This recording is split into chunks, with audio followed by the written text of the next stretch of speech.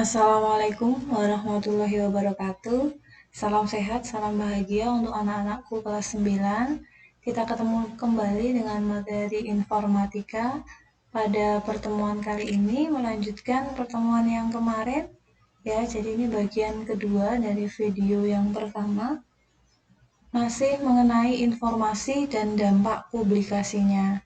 Kemarin anak-anak sudah belajar dan mengerjakan tugas, mengetahui apa sih informasi itu, bagaimana cirinya, bagaimana kualitasnya, dan fungsinya untuk apa saja sih informasi itu. Nah, hari ini kita akan membahas dampak publikasi dari informasi itu sendiri. Ketika ibu tanya, apakah anak-anak sering mengupload sesuatu tentang dirinya sendiri, diri kita sendiri, pasti iya. Contoh kita menggunakan WhatsApp ya. Di WhatsApp itu ada story. Nah, terkadang kita memberikan informasi kepada banyak orang tentang apa yang sedang kita lakukan. Nah, kira-kira informasi yang mungkin kita berikan atau orang lain yang sebarkan, apakah itu berdampak? Nah, kita simak apa saja dampak dari publikasi informasi yang kita lakukan atau pengguna media sosial lakukan. Nah, di sini nanti akan ada beberapa pembahasan. Yang pertama, dampak negatif dan dampak positif dari publikasi informasi yang dilakukan oleh pengguna media sosial tentunya. Nah, oke, silahkan disimak ya. Yang pertama akan kita bahas adalah tentang dampak negatif dari publikasi informasi. Nah, publikasi informasi yang dimaksud di sini adalah ketika kita mempublikasikan berupa data-data pribadi, curahan hati, ya, curhat di WhatsApp, di story WhatsApp, atau di YouTube, atau di Instagram mungkin, keluhan, luapan kegembiraan, kesedihan, foto-foto pribadi, dan video. Nah, oke, kita bahas satu-satu. Yang pertama adalah penggunaan data pribadi oleh orang yang tidak bertanggung jawab. Nah, ini hati-hati ya. Pernah diberitakan pada salah satu situs sekitar tahun 2017-2018, ratusan mahasiswi di sejumlah universitas itu menjadi korban publikasi foto-foto beserta informasi lengkapnya. Nah, data tersebut dijadikan pemikat pada situs yang membuka jasa promo berbayar. Jadi mereka ini digunakan informasinya. Nah, situs tersebut menyediakan layanan iklan produk dengan menyertakan foto-foto mahasiswi cantik sebagai pemikat konsumen. Nah, jadi data dari mahasiswi tadi digunakan oleh seseorang. Nah, situs layanan jasa promo berbayar tersebut dapat mengantongi sekitar 15 juta per bulan dengan menggunakan data dari mahasiswi tersebut, padahal tidak izin kepada pemiliknya. Nah, kita harus berhati-hati ya. Nah, oke, yang kedua adalah penguntitan informasi pribadi dari oknum yang tidak bertanggung jawab. Penguntitan atau cyberstalking ini dimungkinkan terjadi karena pengguna media sosial terlalu mengumbar informasi pribadinya. Jadi terlalu banyak memberikan informasi tentang dirinya di media sosial. Contoh, pengguna akun medsos menuliskan lengkap data pribadi beserta nomor telepon dan alamatnya.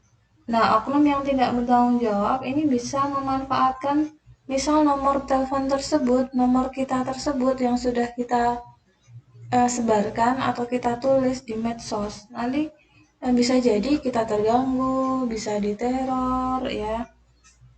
Jadi memilah informasi yang kita sebarkan. Kemudian yang ketiga, penjualan data pribadi oleh orang yang tidak bertanggung jawab. Nah, contoh sebuah kasus anak-anak ya. Ini terjadi eh, pada sekitar Agustus 2017. Jadi Bareskrim Polri ya pada Agustus 2017 ini menangkap oknum yang tidak bertanggung jawab. Nah, oknum itu menjual data pribadi nasabah seharga 350.000 sampai 1 jutaan. Nah, penjualan data-data ini dilakukan menggunakan situs-situs. Data yang dijual adalah data nomor handphone, member hotel, nasabah pemain saham, nasabah kartu kredit, dan pemilik kendaraan mewah. Jadi sangat berbahaya sekali ya, nanti jelas akan merugikan pribadi kita sendiri. Yang keempat, pembobolan rekening bank. Nah, ini dapat dilakukan oleh oknum dengan mengetahui data pribadi pengguna akun media sosial. Data pribadi itu seperti tanggal lahir, nama ibu kandung yang seringkali dijadikan pengaman akun rekening bank. Jadi biasanya kalau kita di bank itu kan ini ya ditanyakan nama ibu kandung. Nah, sebenarnya nama ibu kandung itu untuk pengaman akun. Kalau kita juga sebarkan itu, nah hati-hati nanti jika kita punya rekening di bank itu bisa terbobol. Nah, data pribadi yang berujung pada pembobolan rekening bank menjadi suatu ancaman yang tidak bisa kita abaikan.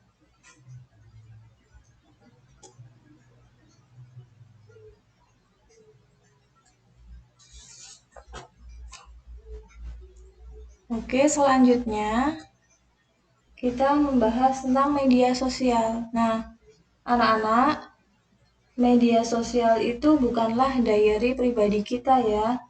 Ketika satu kata atau satu huruf, bahkan kalimat atau suara, bahkan video yang dipublikasikan ke media sosial, maka hal tersebut menjadi informasi yang diumumkan ke seluruh dunia. Nah, hati-hati dalam mempublikasikan informasi pribadi. Tidak semua hal itu bisa kita publikasikan, ya. Tidak setiap waktu harus dipublikasi. Sebaiknya kita berpikir dulu sebelum publikasi, apakah penting informasi itu kita publikasikan. Nah, jadi kita harus menjadi pengguna media sosial yang cerdas. Kita harus cerdas menggunakan gadget, ya, cerdas menggunakan medsos. Mengapa kita harus berpikir sebelum mempublikasikan informasi pribadi ke media sosial? Nah, media sosial itu alat komunikasi yang akan memberikan manfaat maksimal jika digunakan dengan baik dan benar.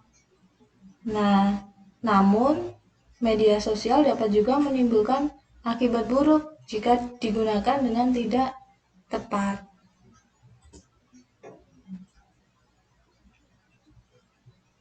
Nah, berikut ini merupakan dampak positif mempublikasikan informasi melalui media sosial.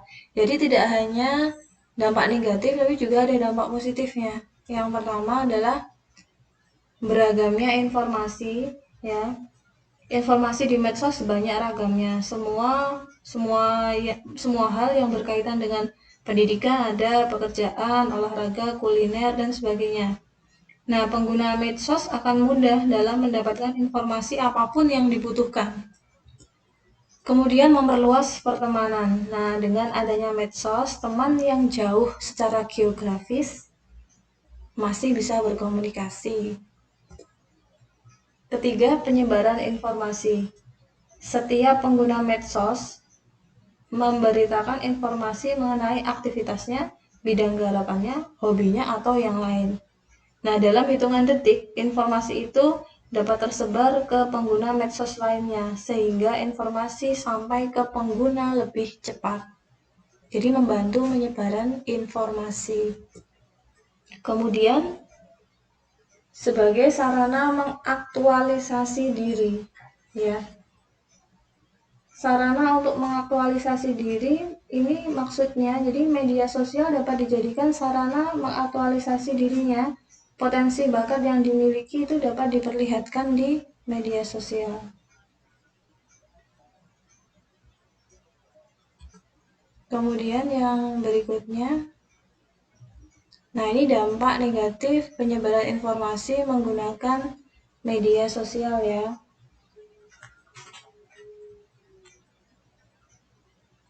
Kalau yang tadi itu adalah kita bahas di depan itu dampak negatif publikasi informasi.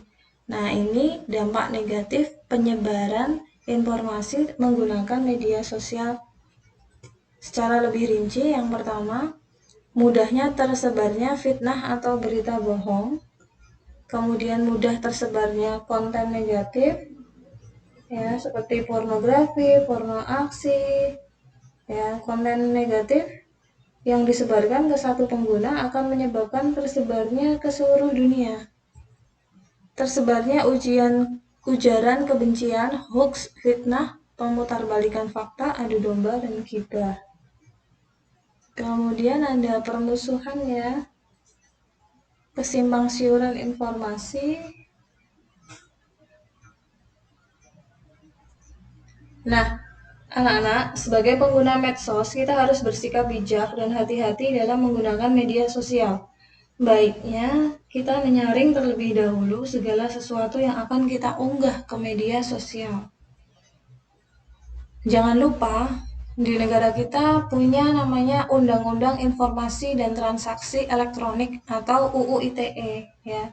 UU ITE ini diberlakukan pada tahun 2016. Nah, medsos pun harus diberlakukan undang-undang supaya dapat mengatur dan melindungi penggunanya. Pasal 27 UU ITE bukan hanya menjerat pembuat informasi tetapi juga yang mendistribusikan, mentransmisikan, menyebarkan, atau membuat konten yang dapat diakses melalui perangkat elektronik gitu ya. Nah, anak-anak waspada dan cek kembali setiap informasi yang didapatkan. Silakan diteliti sebelum membagikan informasi ini ke yang lain ya. Nah, berikut ini terdapat 7 hal yang perlu diketahui ya, agar kita lebih waspada dalam beraktivitas di dunia maya. Yang pertama, jangan membuat, membagikan, atau memberikan akses konten bermuatan kesusilaan. Ya. Ancaman pidananya ini paling lambat 6 tahun atau denda 1 miliar. Yang kedua, jangan sembarangan mengancam, memeras, dan mencemarkan nama baik, karena ada ancaman pidananya paling lama 4 tahun, denda 1 miliar.